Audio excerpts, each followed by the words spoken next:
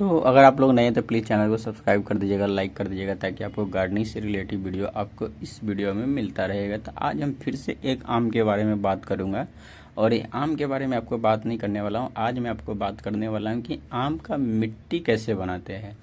आप लोगों ने बहुत सारा वीडियो देखे होंगे, चाहे मेरे चैनल पे, बहुत चैनल पे, पर जो आम का मिट्टी बनाने का जो तरीका है वो आज मैं इस वीडियो में बतलाने वाला हूं। तो पूरा शुरू से लेकर लास्ट तक वीडियो देखिएगा। और मैंगो प्लांट के लिए आम का मिट्टी सबसे अच्छा बनाना क्यों ज़रूरी होता है, ये भी आपको पूरा इस वीडियो में मिलेगा।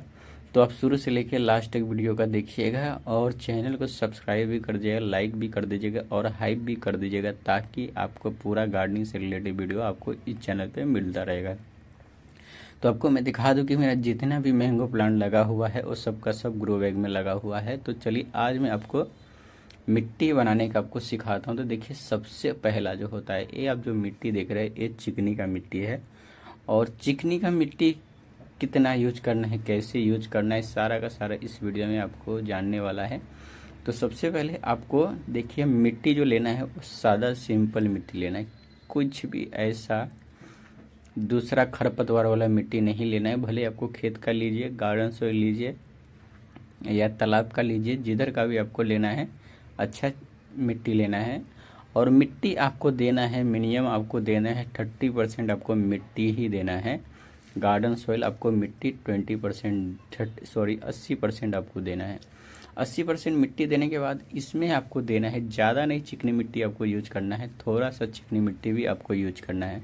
अब मैं आपको इस वीडियो में बताऊंगा कि चिकनी मिट्टी आपको क्यों ज़्यादा ज़रूरी होता है। तो चिकनी मिट्टी होता है ना, आपको 5% इसमें देना ही देना है। आम के पौधे में मैं जितना भी मैंगो प्लांट है उस सब में मैं देता हूँ, ऐसा नहीं कि सिर्फ एक ही में दिया हुआ हूँ। और चिकनी मिट्टी बहुत ही अच्छा रिजल्ट आता है। तो चिकनी मिट्टी आपको 5% उसमें ऐड करना बहुत ज़रूरी है। इसके बाद आपको 15% जो ऐड करना है किसी भी मिट्टी में, वो है आपका गोबर की खाद या वर्मी कंपोस्ट। ये दोनों में से आपका जो भी फर्टिलाइज़र है आप दे सकते हैं। गोबर की खाद देना है तो आपको पुराना गोबर की खाद, मिनिमम 2 साल पुराना अगर गोबर की खाद रहता है वो तो बहुत ही बेस्ट होता है एक आम के पौधे के लिए। अगर आपको पुराना गोबर की खाद नहीं है तो आप वर्मी कंपोस्ट भी दे सकते हैं। वर्मी कंपोस्ट अगर आपको देना है तो 25% तक आपको देना पड़ेगा वर्मी कंपोस्ट, और 75% आपको मिट्टी देना है। मिट्टी में आपको 5% चिकनी मिट्टी भी आपको ऐड करना बहुत ज़रूरी है। इसके बाद आपको ऐड करना है वो है आपका बोरोन। आप ये जो देख रहे हैं, ये बोरोन 20% ऐड करना है। और ये कितना ऐड करना है आपको, तो 1 चुटकी ऐड करना है। देखिए, हमारी मिट्टी में बोरोन की कमी बहुत ज़्यादा होता है हमारे इंडियन मिट्टी में। और अगर बोरोन की कमी है तो हमें फूल फल सब बनने में थोड़ा सा प्रॉब्लम होता है, प्लस ही आपका नया ग्रोथ में भी बहुत ही ज़्यादा बोरोन मदद करता है। तो जो हमारी मिट्टी होता है, नॉर्मल मिट्टी, उसमें बोरोन की बहुत ज़्यादा कमी रहता है, जिसके कारण देखेंगे तो हमें फ्लावरिंग के समय में बोरोन का यूज करना ही पड़ता है। अगर हम उसमें बोरोन का यूज अच्छी तरह से नहीं करते तो हम फ्रूटिंग का जो ड्रॉप होता है बहुत ज़्यादा बढ़ जाता है। जितना हम सोचेंगे उतना ज़्यादा फ्रूट भी नहीं लगता है। तो मिट्टी बनाते समय आपको एक चुटकी, आपको ज़्यादा भी नहीं देना है, 1 चुटकी तक आपका बोरोन यूज करना है। इसके बाद आपका 75% आपका मिट्टी, चिकनी मिट्टी 5%, और इसके बाद आपका 25% आपका वर्मी कंपोस्ट। अगर गोबर की खाद है तो 20% ऐड कीजिए। इसके बाद आपको किसी भी तरह का ग्रो बैग में लगा दीजिए। ग्रो बैग में या किसी भी चीज़ में लगाते हैं तो हमेशा याद रखिए उसका ड्रेनेज सिस्टम अच्छा होना चाहिए। वर्मी कंपोस्ट होता है या गोबर की खाद होता है, ये दोनों ड्रेनेज सिस्टम का भी बहुत ही अच्छा कारगर होता है। और ड्रेनेज सिस्टम भी बहुत ही अच्छी तरह से, मतलब आप सोचेंगे तो कारगर हो जाता है, और पानी रुकने भी नहीं देता है। साथ ही साथ ये दोनों में आपका न्यूट्रिशन खाद भी पाया जाता है। तो NPK के साथ भी देखा जाए तो इसमें जो आपका बहुत सारा माइक्रो न्यूट्रिएंट भी वर्मी कंपोस्ट और गोबर की खाद में थोड़ा थोड़ा पाया जाता है, जिसके कारण छोटा पौधा अपना खुराक उससे भी ले लेता है। प्लस देखा जाए तो जो चिकनी का मिट्टी होता है उसमें भी बहुत सारा ऐसा न्यूट्रिशन रहता है चिकनी मिट्टी में, जैसे आपका कैल्शियम हो गया, इसके बाद जिंक हो गया। ये सब जो होता है, पार्ट होता है, वो चिकनी मिट्टी में बहुत ज़्यादा होता है। और चिकनी मिट्टी जो होता है ना, वो मिट्टी को जो भुरभुरा बनाने से रोकता है और मिट्टी का थोड़ा हार्ड कर देता है। अब मिट्टी को हार्ड ही क्यों पसंद होता है, तो आम का जो पौधा होता है ना उसको थोड़ा हार्ड मिट्टी पसंद होता है, उसको एकदम भुरभुरी मिट्टी नहीं पसंद है आम का पौधे के लिए। तो आम के पौधे के लिए कभी भी किसी भी तरह का कोकोपीट या आप धान की भूसी ये सब आप यूज ना करें। बहुत लोग का वीडियो में देखता हूँ तरह तरह का कोकोपीट यूज करता है, धान की भूसी इतना सारा सारा ऐड करता है।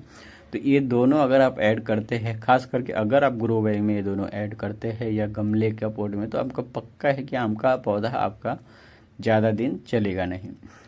अब आप लोग बोलेंगे कि इस धान का भूसी तो अच्छा होता है, बहुत सारे हम देखते हैं विदेशी वीडियो जिसमें धान की भूसी डाला होता है, तो ऐसा नहीं है। मैं भी बहुत सारा देखता हूँ, विदेशी देसी हर टाइप का वीडियो होता है। धान का भूसी कब डाला जाता है, तो देखिए धान का भूसी हमें उस समय डाला जाता है जिस समय हम धान को थोड़ा सा उसको जला के यूज करते हैं, तब वो धान परफेक्ट होता है सोइल मिट्टी के लिए।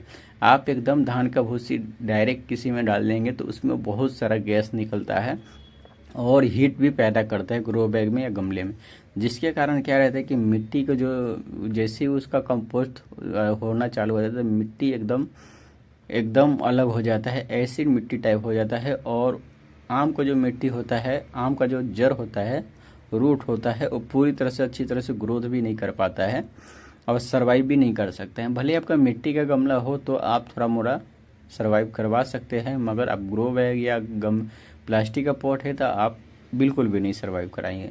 तो मैं जो आपको मिट्टी बनाने का आइडिया जो बतलाया हूँ, ये जो होता है परफेक्ट आप ग्रो बैग में लगाइए या आप ज़मीन में लगाइए या आपको प्लास्टिक के गमले में लगाइए या आपको पॉट में मिट्टी का पॉट में लगाना है, हर जगह ये बहुत ही अच्छी तरह से परफेक्ट होता है।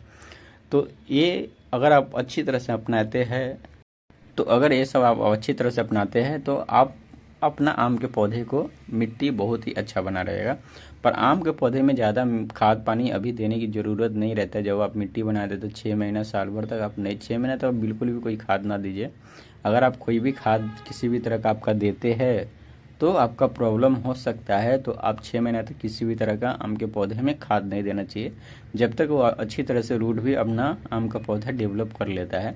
तो जितना सादा सिंपल मिट्टी बनाएंगे उतना ही पौधा अच्छी तरह से उसमें सर्वाइव भी करता है और पौधा अच्छा तरह से सेफ भी रहता है, बचता भी है और अच्छा फ्रूट भी करेंगे। अगर आप किसी भी चीज़ का ओवरडोज देते हैं, चाहे खाद हो, पानी हो, धूप हो, तो वो आपको पौधे को बहुत ही ज़्यादा नुकसान भी आपको पहुंचा सकता है।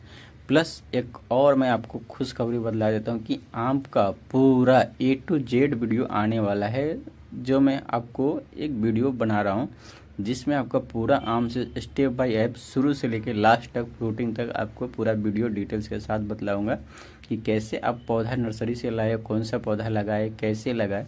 ये पूरा का पूरा वीडियो आपका आने वाला है, एक वीडियो जिसमें आम का कंप्लीट आपका पूरा से जानकारी मिलेगा। तो उसके लिए आप थोड़ा सा वेट कीजिए और अभी आपको ये चैनल को सब्सक्राइब करते जाइएगा और लाइक भी कर दीजिएगा, ताकि ऐसे गार्डनिंग से रिलेटेड वीडियो आपको मिलता रहेगा। जब तक के लिए बाय बाय, शुक्रिया।